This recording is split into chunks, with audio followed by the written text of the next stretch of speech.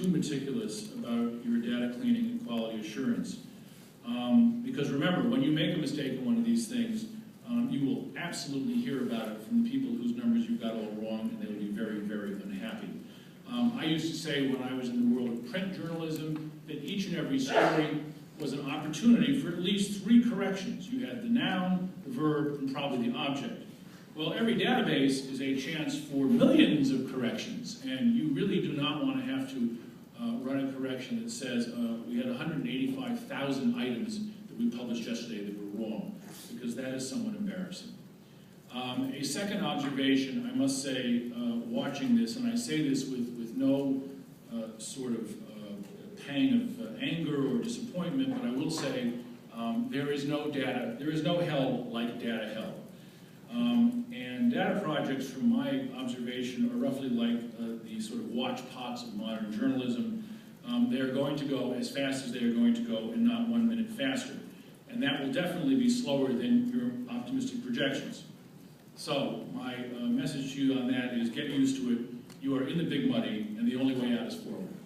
And it is going to happen. And once it does, you know, if you have committed yourself to a data project, you just have to appreciate that this is far, far less under the control of the people doing it than virtually any form of journalism that I've seen. Finally, as I mentioned earlier, I think the notion of peer review in social science is very, very useful.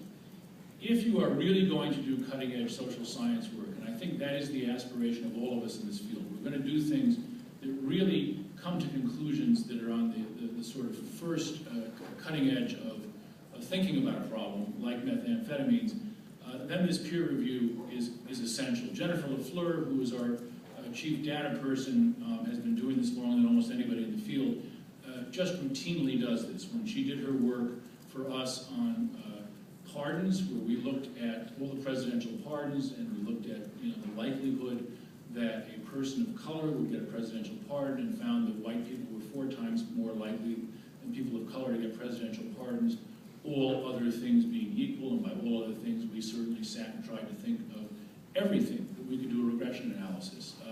Marital status, age, length of the sentence, severity of the crime, you name it. And when Jennifer was all done with that, she wrote it up and sent it around to her kitchen cabinet of experts on this subject for critiquing. And I think it's a very useful, very important part of the business.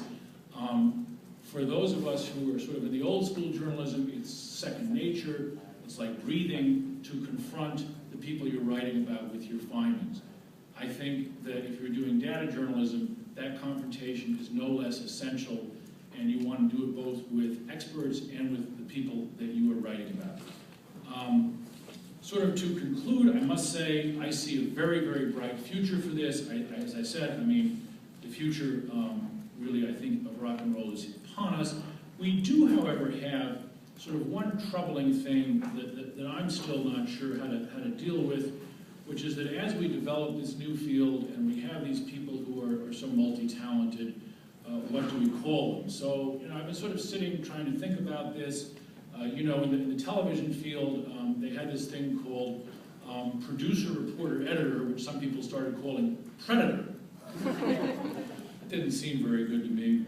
So then I thought, well, okay, all right, how about developer, reporter, deporter? And then I thought, well, programmer, reporter, P-porter. So I think until otherwise instructed, what we need to do is what we ought to do, which is call them all journalists. Thank you very much. I'll be happy to take questions.